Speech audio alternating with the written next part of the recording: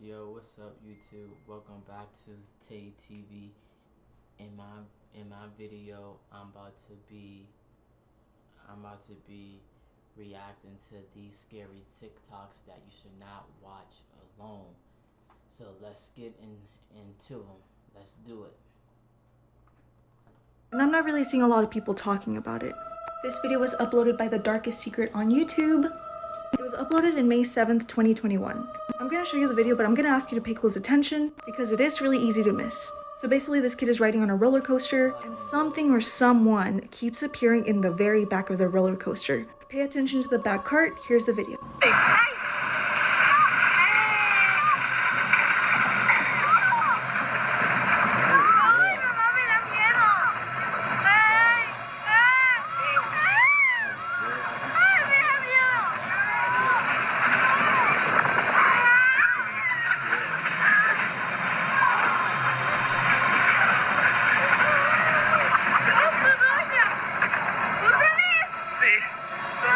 Son 5 o 6 vueltas.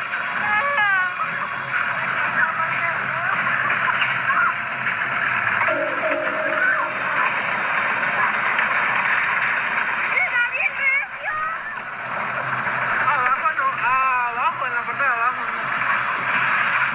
¿Y no te caes? Una pista.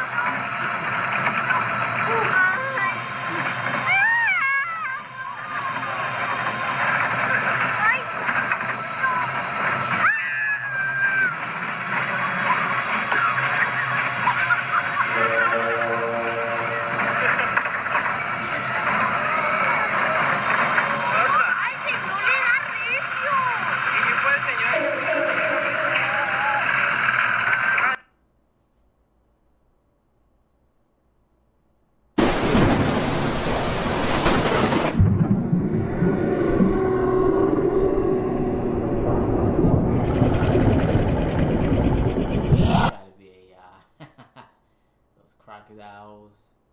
Something is always following you. You're never truly alone. At least that's what many Muslims believe. This is the idea of the qareen in Islam, essentially your spirit twin.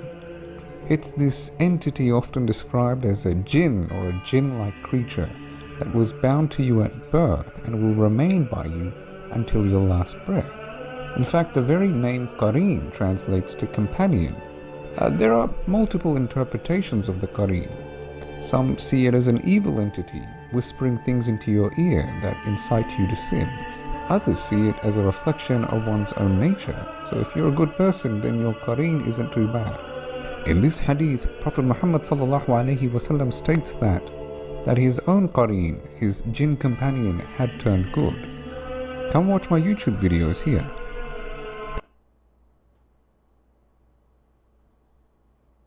You good? Like 10 minutes this went on. And I'm like, oh my god. Oh, you're looking at your cat. No, somebody just walked through my kitchen and Bobby freaked out. Did you see him run? I saw him, yeah. He's still sitting there looking at it. And his like tail is Yeah, I saw his switching. tail. The person's still there. Bobby, you okay? I don't know. It still like feels really weird in here, but I only saw it like for a second. That's also the same direction that when you said that there were. Oh my god, it's Brendan. He's outside now. Thank God. Brendan? No, he's not. Stop, Amanda. No, it's not. No, he's not. There is literally. Wait, how'd your door just open? No one's out there.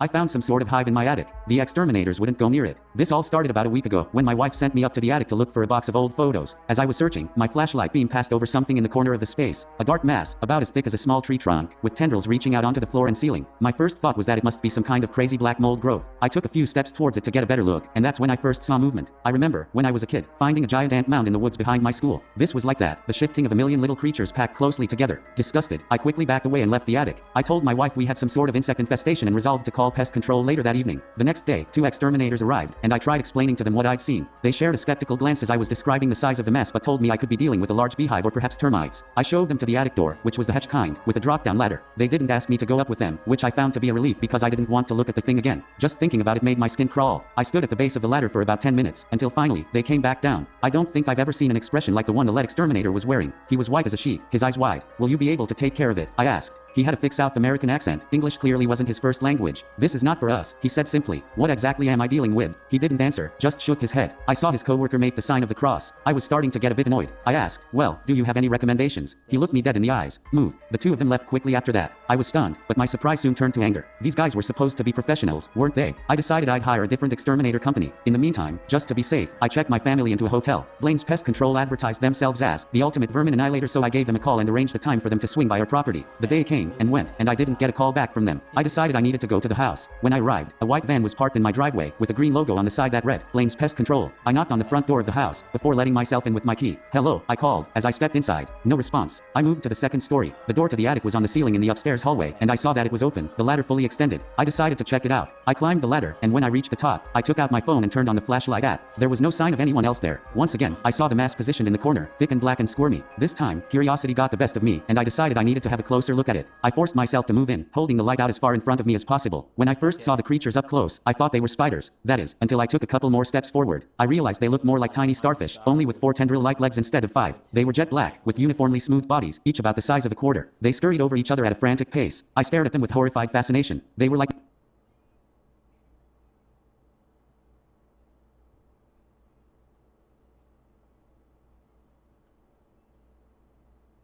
Actually, he can work with this.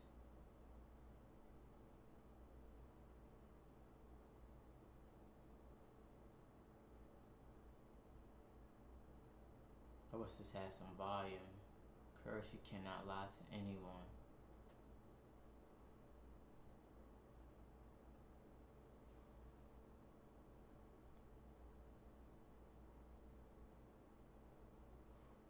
He's lying left and right.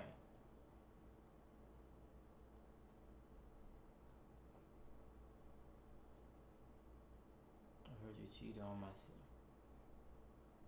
Then, suddenly, I heard a pop looking down. I found one of the creatures clinging to my shirt. I slapped it off immediately. Taking a step back, I pointed my phone light back onto the mass. I saw that the swarm had slowed its movement. Some of them had even stopped. Then I saw one jump. There was this toy that kids used to have when I was in school, a small half sphere made of rubber. You'd press it down against a hard surface, and when you released, it would spring up into the air. The creature moved like that, flinging itself upward with an audible pop. Another one followed, then another. Before I could move, dozens of them were flying toward me, landing on my chest, arms, face. I threw myself backwards, dropping my phone as I frantically slapped them away. I lost my footing and fell on my ass. Pop, pop, pop, pop. I heard them go. I scurried backwards, blindly swatting at my skin. In my panic, I fell backwards through the attic trapdoor, missing the ladder entirely and landing hard on my tailbone. In the light of the hallway, I could see the creatures more clearly, and was able to brush them all away. I watched as they scurried off in different directions, disappearing under doors and into crevices. Just when I thought I was clean, I felt an intense stinging sensation on my neck, like someone pressing a power drill into my skin. I grabbed at the spot, and pulled away one of the creatures, flinging it down the hallway. I got to my feet shakily, quickly raising the ladder and slamming the attic door. I, nor anyone else, will be going up there ever again, I told myself. I was heading for the staircase when something out of the corner of my eye caught my attention. The door to my son's room was slightly ajar, and I thought I saw a dark shape through the crack. Cautiously, I pushed the door open and looked inside. As I'd feared, I saw another one of the hives. Like the one in the attic, it was positioned near the corner of the room. However, this one was smaller and looked different. It had a central, cylindrical trunk, with a pair of tendrils reaching out at the floor, and another pair higher up, against the wall. As well, there was an ovular bulb at the top. It was oddly human-shaped, I thought. Through the shifting of the starfish creatures, I stayed at a distance this time so I couldn't make them out individually. I could see white canvas beneath a swarm of black. I caught sight of a green logo, which looked suspiciously like that of Blaine's Pest Control. Needless to say, I got the hell out of that house. Only 2 days later, it mysteriously burned to the ground. The police told us they couldn't rule out arson. If it was, I'm sure whoever was responsible was just trying to do the right thing. Hopefully, they were smart enough to buy their materials out of town, to pay all in cash, and to avoid any traffic cameras on their way to and from the scene of the crime. Hopefully, they didn't wake their wife as they crawled into bed that night, and hopefully she didn't pick up the faint smell of gasoline lingering on their skin the next morning. Hopefully. Then that's that, right?